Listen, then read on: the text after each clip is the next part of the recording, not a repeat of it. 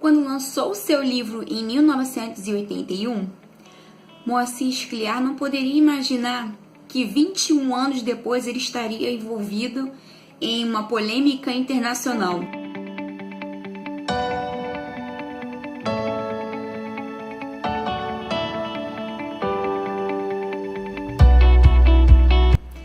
Isso porque um escritor canadense recebeu um prêmio grandiosíssimo para escritores na Europa, um prêmio de prestígio no valor de 55 mil libras. Esse autor premiado, conhecido como Ian Martel, e a sua obra Life of Pi, também conhecida aqui no Brasil como A Vida de Pi, já virou até filme, confessou posteriormente ter copiado a obra do Moacir Scliar para escrever o seu livro.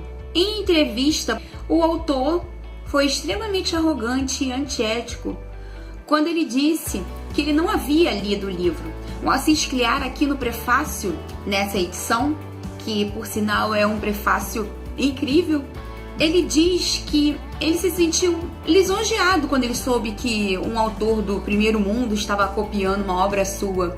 Porém, Martel disse que não havia lido o livro e que se baseou apenas na ideia depois de ler uma resenha negativa no New York Times. E ainda declarou: uma pena, uma ideia boa ter sido estragada por um escritor menor.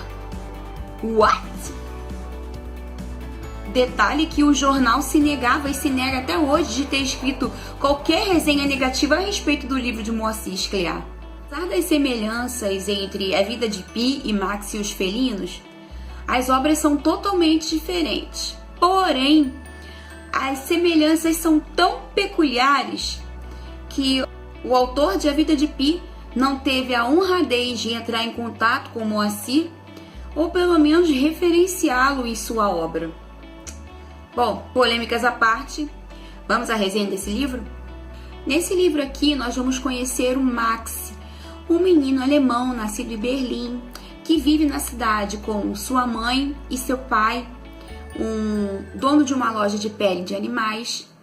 E na sua infância, Max tem que lidar com os dois de seus maiores medos: um tigre de bengala que foi abatido e empalhado pelo seu pai, e esse tigre de bengala fica em cima de um armário na loja e ele sente medo desse tigre sempre que ele olha para o animal. E do seu pai, um homem rude, grosseiro e opressivo. Max chega à adolescência e juventude, os anos passam e ele começa a estudar na universidade, se envolver ali com aquelas manifestações antinazismo, um jovem normal como qualquer outro, se envolve com uma mulher casada, se mete em várias confusões. E por se envolver nessas confusões, ele é denunciado aos nazistas e ele tem que vir para o Brasil fugido de navio, sem conseguir nem mesmo se despedir do seu pai. Quando chega ao porto, Max perde o navio e aí ele é obrigado a embarcar em um cargueiro, porque ele não tinha nenhuma opção.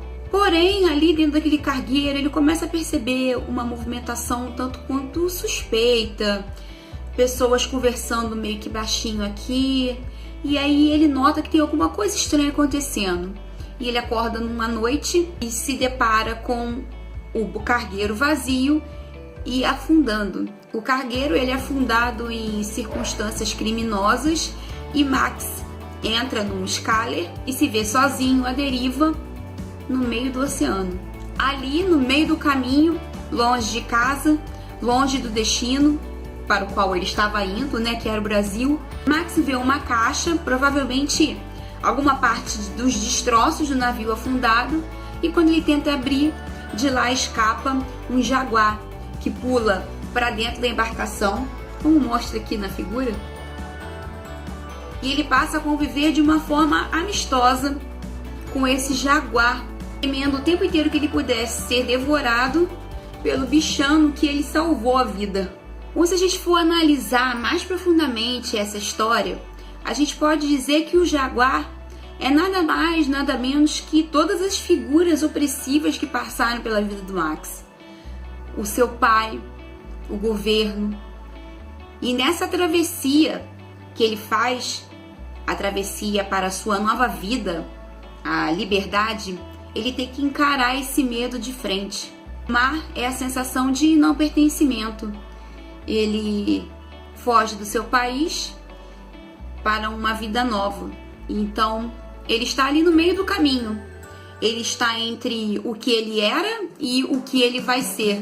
O mar representa um meio termo entre pertencer e não pertencer a algum lugar. Ao chegar ao Brasil, o Max se depara com outros dilemas e opressões também vividos aqui no país. Ele conhece o movimento chamado integralismo e ele até confunde, acreditando estar sendo perseguido ainda por nazistas.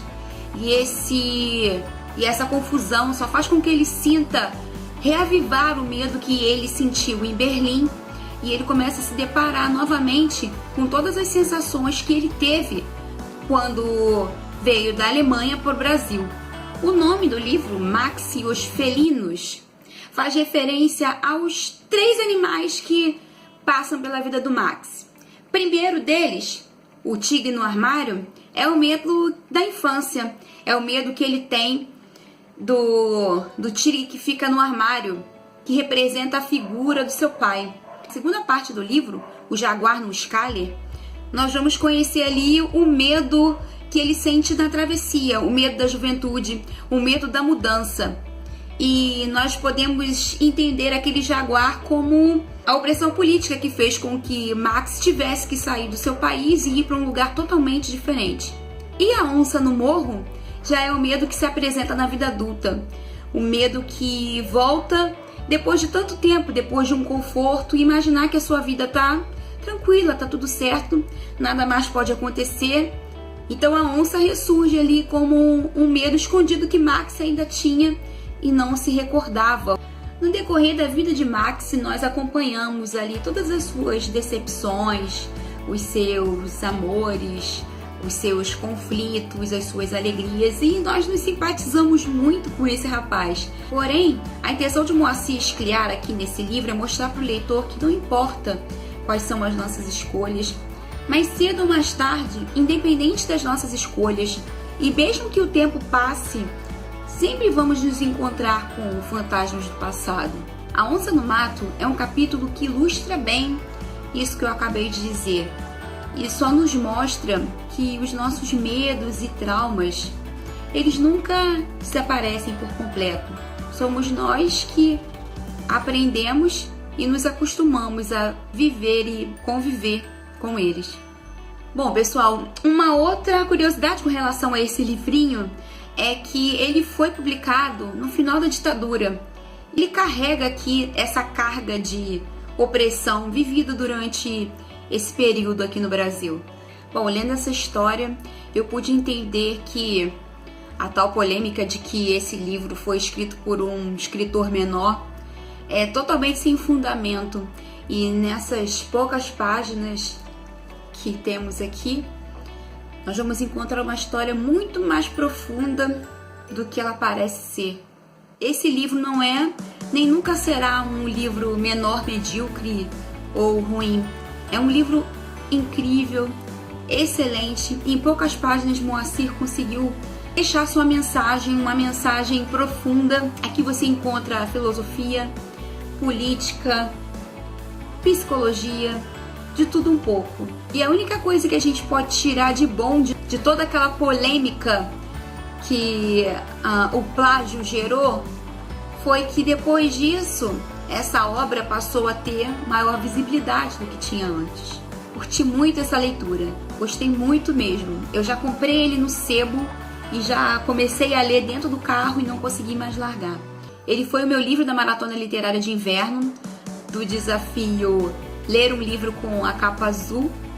Eu tinha optado por outro livro, mas depois que eu comecei a ler esse, eu falei, quer saber? Vai ser esse daqui mesmo e não me arrependo. Uma leitura excelente, recomendo a vocês que leiam. Eu particularmente não tenho nenhum interesse em ler o livro do canadense. Acho que a gente tem que valorizar a obra dos nossos escritores brasileiros. E você, já leu esse livro? Gostou? Já leu o livro lá do canadense? O que você achou? Já leu os dois? Comparou? Já assistiu o filme? você já tenha lido esse livro, deixa aqui nos comentários para que eu possa saber o que você achou dessa história tão curtinha, mas tão intensa, tão poderosa. A gente se vê então no próximo vídeo. Beijo, fui!